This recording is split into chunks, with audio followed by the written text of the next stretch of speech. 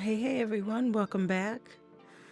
We are doing things a little bit differently today, partly because I am currently not feeling my best, so I didn't want to give you anything less than my fresh face.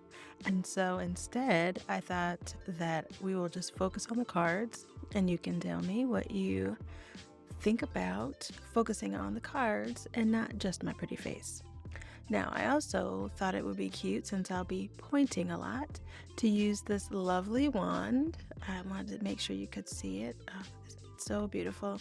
And you really can't even tell how amazingly beautiful this wand is. But this was made by my good friends over at Modern Goldfish, and I will pop a link in the description so that you can check them out. But I figured I don't get a chance to use this wand either, so why not bust this out for our conversation today? So later on this week, on Friday, we are going to start Mercury Retrograde. So we're in the shadow period right now. And remember that Mercury Retrograde is all about slowing down and rethinking everything, right? Double checking everything. Mercury is what controls the way that we communicate, the way that we think, the way that we express ourselves. So if that's going backwards, then you want to make sure that you stop and think through things as many times as you need to, so that you get your actual stories across, you communicate the way that you want to, that you are hearing lessons and conversations and concepts from people the way that they're meant to. So just take the time to slow down a little bit. Now, this retrograde is going to be happening mostly in the sign of Libra. So all the things I just mentioned, as far as taking the time to reflect, to slow down, think things through, this is going to be especially important in your relationships. So Libra rules our relationships, who we are in relation to other people. So make sure that with the people that you care most about, that you are taking the time just to slow down and think things through before you say something that might be misunderstood. All right. That is retrograde, and we'll talk more about this as it progresses. That starts on Friday, and then on Saturday, we will have our full moon in Pisces. So when you've got the full moon, it's because the sun and the moon are opposed to each other. So the sun is currently in Virgo, the moon will be in Pisces, and this is what's considered our service axis. So Virgo is really focused on all the tools that we use in our day-to-day mundane life to get things done, right? Virgo is all about getting things done. And Pisces is about the tools that we use to connect to spirit, right? To connect within, to connect to that which is bigger than us. And so both of these sets of tools are going to be trying to balance themselves out in our lives this week. And so keep that in mind at the full moon. Think about ways that you can balance your day-to-day life, your quote-unquote mundane life, together with your spiritual life. At that point in time, Mercury is already going to be retrograde in Libra, which is about relationships. So there's a lot of duality happening the end of this week. And so just keep those things in mind. Okay, so I know that was a lot. I just wanted to give you that information before we get started. And now we can get to the cards. Okay, so let's give the one last little shuffle. And we will get started with our spiritual connection card. And here we have the Ace of Swords. Next, for our health and happiness, we have the King of Swords is making a reappearance.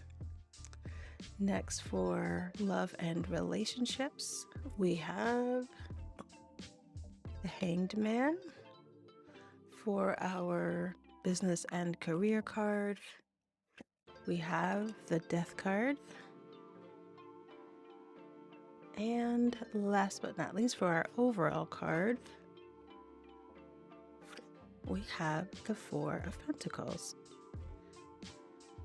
Before I get too deep into this, I want to just let you know that at the end, I will be pulling a oracle card from the Shaman's Dream Oracle deck, just so we have a little extra something going on, since it's going to be kind of a busy week at the end. All right, so let's take a look at these cards. On the inside, we've got two different swords. Again, this is about communication. Though these both are cards related to our thinking and the ways in which we communicate, to me, these are both also very strong action cards.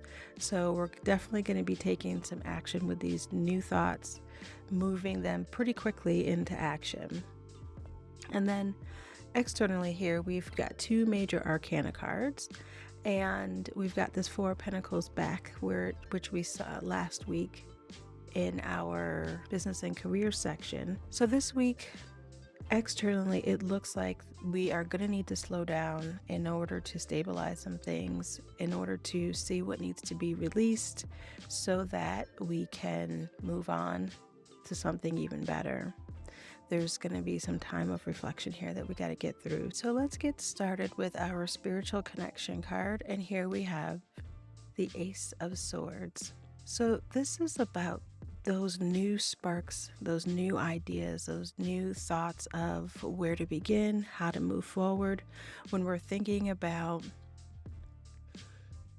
starting something new, doing something new, that burst of energy and excitement that you get when something new pops into your head. There were some ideas that you had before that you were kind of shooting down. You started to take action on them, and for some reason you thought they weren't good enough, and now you've got some new ideas you're really excited about. And I really want you to listen to your intuition to move these concepts forward. They don't have to be forever things, permanent things. These new ideas are just ideas. Just try them out, think them through, see where they lead you, and take it from there. But don't stop yourself, don't stifle yourself. If this happens at the end of the week when we're fully into Mercury Retrograde, then yeah, make sure you think through them really carefully, but you don't have to stop them. Don't edit yourself too much when it comes to these intuitive ideas that are popping up for you. Next, we have our Health and Happiness card, and here is the King of Swords. Now, we've seen the King a couple times recently, and it looks like there are some decisions that you have followed through on. You've put into place, you put some boundaries around, you created some structures that you needed. But now it feels kind of lonely. It feels kind of like I've done all these things. I've put these things into motion. I've created these structures that I really needed, but maybe you forgot to include other people, right? Maybe you created these boundaries to protect yourself, which you needed to, but you didn't create enough space to include anyone else. And so you might be feeling a little bit lonely, like, oh, okay, I lined things up, but I just did it for me. And now I want to bring somebody on board. And that's perfect. Now that you know what you need, you have things in place. Now you can go back and say, okay, how can I expand on this a little bit more? How can I make sure that I am including other people, the other people that I want to have around, not just everybody? You get to do that now because you've already put in the work to create that structure. Let's move on to our love and relationships. And here we have the Hanged Man. So the Hanged Man is about reflection. It's about going within and taking the time to really connect to intuition, to really make sure that you are finding the balance you've been looking for before changes are made, before you go too far and can't come back, or before you close the door for good.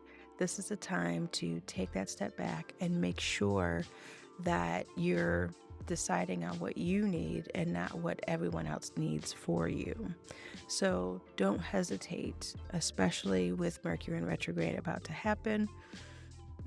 This is the perfect time to go within and you don't have to rush. The people that you love or the people that you are in relationships with, they're going to be there once you realize what you fully need. So take stock in that. Next, we move on to our business and career card, and here we have the Death card. So this is the next card after the Hanged Man. This is what happens after you have decided what needs to be ended so that you can move forward. The Death card indicates that final determination of closing the door on something so that you can move on to something else. So perhaps the contemplation that you had before was about a partnership that is also related to your business, right? So what are some things that are going on right now that it's okay for you to let go of, that you recognize you need to release or close the door on so that you can move on in a really meaningful way? That's what the Death card wants you to think about, wants you to feel comfortable in listening for the signs of what needs to end so that you can begin something else. All the things you've been hanging on to, it's okay for you to let go of them if they're not serving you anymore. Let them go so that you can move on to something even better. Last but not least, we have in our overall card here the Four of Pentacles. Now, this is still about creating structure, and as our overall card, it's going to be important this week for you to really secure your space, feel like you're on solid ground in your life, because there are going to be a lot of transitions happening between Mercury Retrograde, the full moon in Pisces. You may feel kind of all over the place. You may feel drawn by these new ideas or ideas that you put in place that didn't exactly turn out the way that you thought. Things that need to be ended are racing through your mind, and so it's going to be important for you to find some stability, ground yourself a bit, and allow yourself the time to create some structure that makes you feel a little less all over the place, a little less untethered, and slow down a little bit.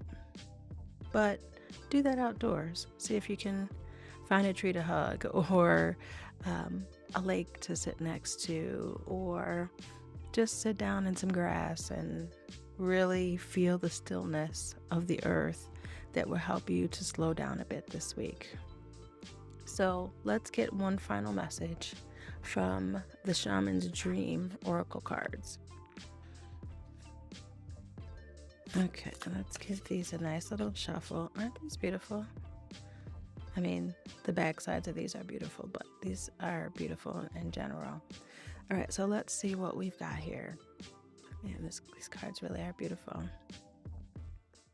Okay, so we've got straddling worlds, wandering between realms.